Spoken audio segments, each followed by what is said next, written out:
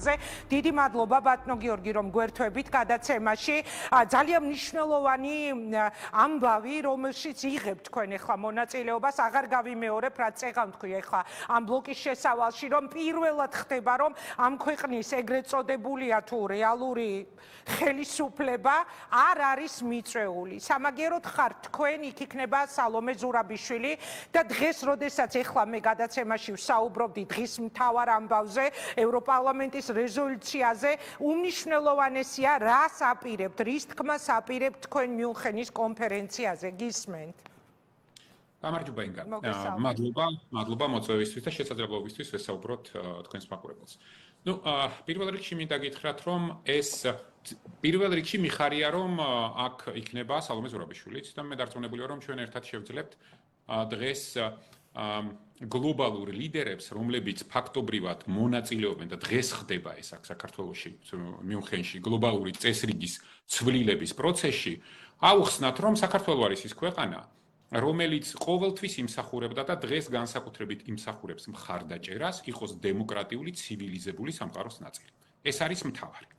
გარდა ამისა, რა თქმა უნდა, პირველი და ხაზგასასმელი იქნება, რომ ის უკანონო პატიმრები, რომლებიც დღეს ხელისუფლებას ყავს საყვანილი მძევლად და რომელიც ცდილობს ამ მძევლებით ევაჭროს ევროპელ, ამერიკელ თუ სხვა ყოფილ მათ პარტნიორებს, რა თქმა უნდა, ეს მძევლები, უკანონო პატიმრები უნდა განთავისუფლდეთ უპირობოდ. მე ყველაფერს გავაკეთებ იმისთვის, რომ მარტო ჩემი ხმა კი არ იყოს თხოვნა მზია ამაღლობელის მიმართ, რომ მან უნდა შეწყვიტოს შიმშილობა, არამედ ეს თხოვნა საერთაშორისო დონეზე ამოვიტანოთ, იმიტომ რომ მე დარწმუნებული ვარ, რომ იმ გამარჯვებას, რომელსაც ჩვენ მივახცევთ, ყველა ადამიანის სიცოცხლე და ჯანმრთელობა არის უაღრესად მნიშვნელოვანი და ყველაზე დიდი ფასეულობა და ყველაფერი უნდა გავაკეთოთ იმისთვის, რომ მზია დავიცვათ. აი ამ გავეშებული რეჟიმისგან. ეხლა რაც შეეხება პოლიტიკურ ნაწილს. ყველას უნდა გვესმოდეს, რომ დღეს მიუნხენში ახალი გლობალური წესრიგის კონტურები იხატება. კატასტროფაა და წარმოუდგენელია, რომ საქართველოსთან დღეს ოფიციალური ხელისუფლების წარმომადგენლები აქ არ არიან. ეს უბრალოდ ნიშნავს, თქვენ გონიათ მათ არ შეეძლოთ აქ ჩამოსვლა, შეეძლოთ. უბრალოდ კიდევ უფრო დიდ სირცხვილს დაეჯახებოდნენ, იმიტომ რომ მათთან არავინ შეხვედრას არ მოისურვებდა და ვერავის ვერ დაელაპარაკებდნენ. ამიტომ არ არიან დღეს ისინი წარმოუდგენელი. მათ ეს საკუთარი ეგო დააყენეს ყველაზე მაღლა იმის მაგივრად, რომ საქართველოს დღეს აქ იყოს წარმოდგენილი, როგორც იმ გლობალური წესრიგის კრიტიკულად მნიშვნელოვანი ნაწილი, რომელზეც ხვალ ზეგ იქნება აქ საუბარი. ჩვენ ყველას უნდა გვესმოდეს, რომ ის შეხვედრები და მრგვალი მაგიდები იქნება თუ პანელური დისკუსიები, რომლებშიც სხვათა შორის მინდა ხაზგასმით აღვნიშნო, რომ ჩვენი რეგიონის, ჩვენი მეზობელი ქვეყნის ლიდერები ყველანი აქ არიან. სომხეთის პრემიერი აქ არის, აზერბაიჯანის პრეზიდენტი აქ არის, ყველანი აქ არიან, იმიტომ რომ მათ ძალიან არის მან გარდა საქართველოს ეგრეთ წოდებული ხელისუფლებისა. რეგიონის ლიდერებზე როცა საუბრობთ, ხო, ესეც მნიშვნელოვანი ამბავია. დიახ, რა თქმა უნდა და უნდა გვესმოდეს, რომ წელს მიუნხენში არის წარმოუდგენლად დიდი კონფერენცია. არასოდეს არ ყოფილა ასეთი წარმომადგენლობითი, ასეთი მაღალი დონის. და მაშინ, როდესაც ჩვენი ხელისუფლება აქ არ არის, ეს იმას ნიშნავს, რომ საქართველოს გადაინაცვლა პერიფერიაზე. ეს რისი ბრალია, იცით? ეს არის იმის ბრალი, რომ ბოლო 4 წლის განმავლობაში ივანიშვილი ბიძინა თითოეულ საქართველოს მოქალაქეს არწმუნებდა, რომ ჩვენ არავინ არა ვართ. ჩვენ არაფერი არ შეგვიძლია, ჩვენ უნდა ვიყოთ ჩუმა, თითქოს სიჩუმე დაგვიცავს.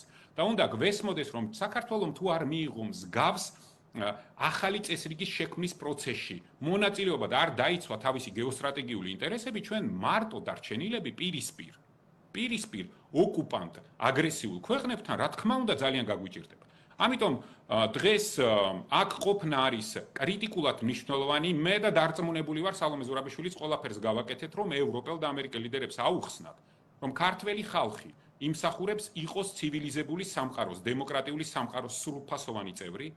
ქართველი ხალხი იმსახურებს, რომ მისი ევროკავშირში გაწევრიანების პროცესი სასწრაფოდ იყოს აღდგენილი და ქართველი ხალხი იმსახურებს პირველ რიგში სიმშვიდეს და სამართლიანი წესრიგის აღდგენას საქართველოში, რაც შესაძლებელია მხოლოდ და მხოლოდ არჩევნების გზით. ბატონო გიორგი, არჩევნების მიღწევა სამწუხაროდ, ინგა დავასრულებ.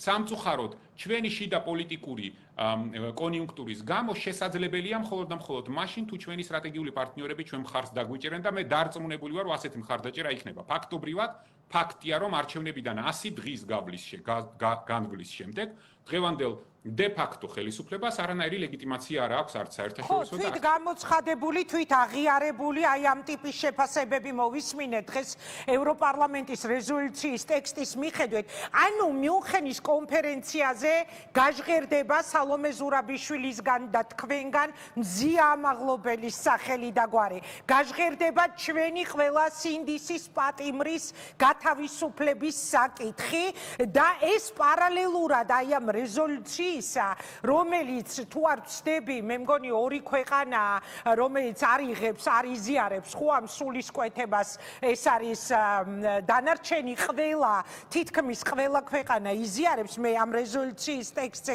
გადავიტანე ხა ჩემი საუბრის აქცენტი, შეგვიძლია დავასკვნათ თუ არა, რომ აი მიუნხენზე აი ამ საკითხების გაჟღერების შემდეგ და ამ რეზოლუციის მიღების შემდეგ საქართველოს ეგრეთ წოდებული ხელისუფლება იძულებული გახდება პარტნიორების ისინი არ აღიქვამენ მათ პარტნიორებად ყოველ შემთხვევაში ასეთ განცხადებებს აკეთებენ, მაგრამ ყველა ვარიანტში მოუწევს ოცნებას რომ ჩანიშნოს ახალი არჩევნები, მაგრამ აი როგორ ჩაანიშნინებენ, როცა ამბობენ რომ ჩალის ფასი აქვს თითოეულ ამ სიტყვასო, თითოეულ ამ განცხადებას, რასაც ევროპიდან ვისმენთო. ინგა, მე სრული პასუხებლობით მინდა გითხრათ, რომ ყველა ჩემი შეხვედრა მაღალი პოლიტიკური თანამდებობის პირებთან იქნება დაწყებული მზია ამაღლობლის და ჩვენი 62 პოლიტპატიმრის кейსით. ეს არის დღეს კრიტიკულად მნიშვნელოვანი.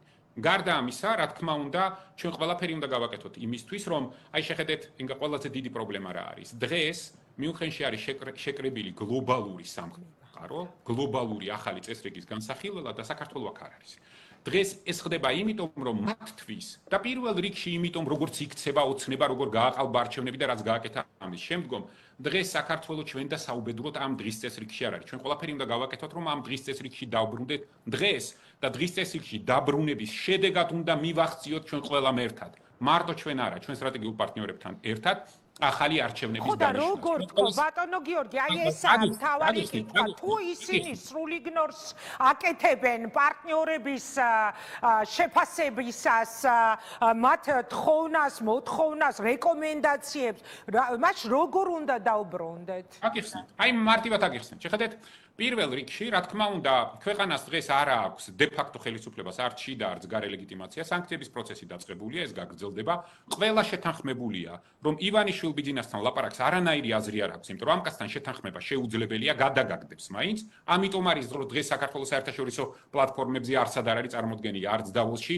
ამის შედეგად, რა თქმა უნდა, ეს სანქციების პროცესი, რომელიც გაგრძელდება, ყველაზე უფრო დაგვეხმარება ჩვენ იმისთვის, რომ ეს ვერტიკალი, ძალაუფლების ვერტიკალი, უკანონო, რომელიც კორუფციაზე არის დაფუძნებული, ამით უნდა დავანგრიოთ. ეს ყველა ძალიან კარგად ესმის და ამიტომ ჩვენ ყველას ვესაუბრებით იმასთან დაკავშირებით, რომ ის ვერტიკალი, რომელიც შეიცავს უკანონო კორუფციულ დაფინანსების წყაროებს, დეზინფორმაციის და პროპაგანდის გამსხელების წყაროებს, ძალოვან და რეპრესიულ სისტემას, რა თქმა უნდა, აქ ჩვენ ზუსტად ამაში უნდა მოგვეხმარონ, ეს ერთი.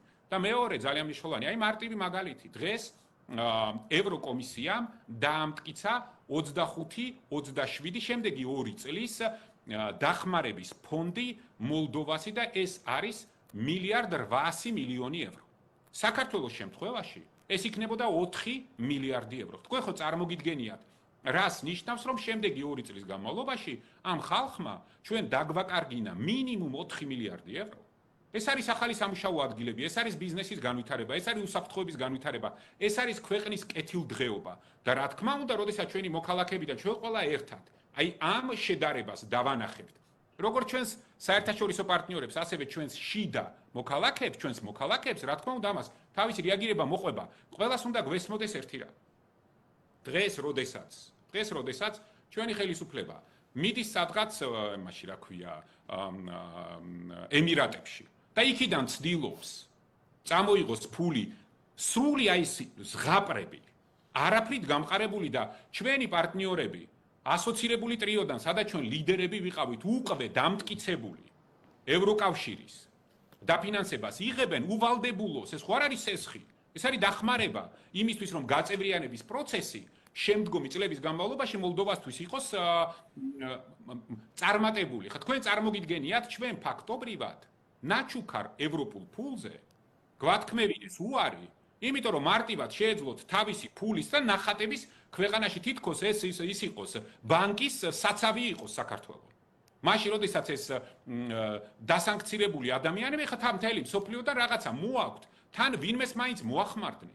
საქართველოს მოქალაქეებს მაინც მოახმარდნენ. სასაცილო არის მაშინ როდესაც ქველმოქმედებაზე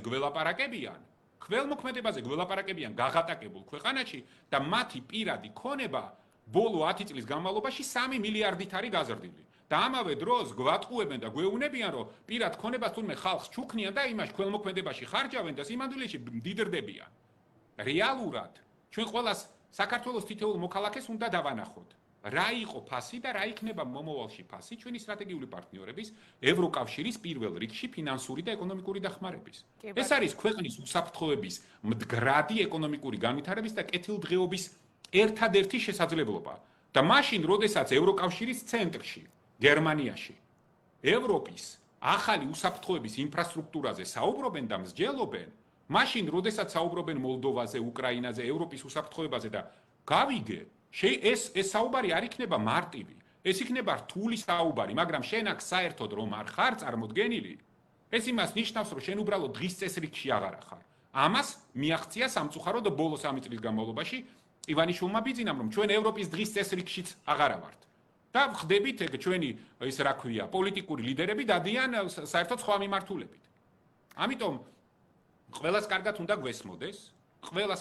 გვესმოდეს, რომ მიუხედავად იმისა, რომ ესე წარმოაჩენენ თავს თითქოს აი არაფერი არ იმჩნევენ, რომ აი არ გვაინტერესებს, საბოლოო ჯამში მაინც deep state-ზე ლაპარაკობენ, მაინც ტრამპის ახალ ადმინისტრაციაზე ლაპარაკობენ.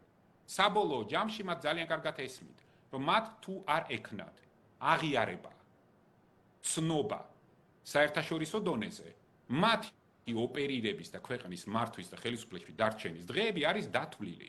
ეს ძალიან კარგად იციან. ამიტომ მე დარწმუნებული ვარ, რომ ქალბატონ სალომესთან ერთად ჩვენ შევძლებთ დღის წესრიგში დავაბრუნოთ საქართველოს როგორც ევროპული, დემოკრატიული, ევროვნული სახელმწიფო, რომელიც იმსახურებს იყოს დემოკრატიულ ქვეყნებს შორის. დიდი მადლობა, ბატონო გიორგი, მადლობა რომ დაგვითმეთ დრო წარმატებას გისურვებთ. ძალიან მნიშვნელოვანია სწორედ ახლა რომ მიუნხენში კონფერენციაზე, უსაფრთხოების კონფერენციაზე გაიჟღერებს ჩვენი პოლიტპატიმრების სახელები და გვარები და მათი გათავისუფლების მოთხოვნა. იმედია, როდესაც ჩამობრძანდებით მოგვეცემა მერე ამ ყველაფერს შეჯამების საშუალება. კარგად ბრძანდებოდეთ, მიუნხენიდან გიორგი გახარია გვერდებოდა პირდაპირ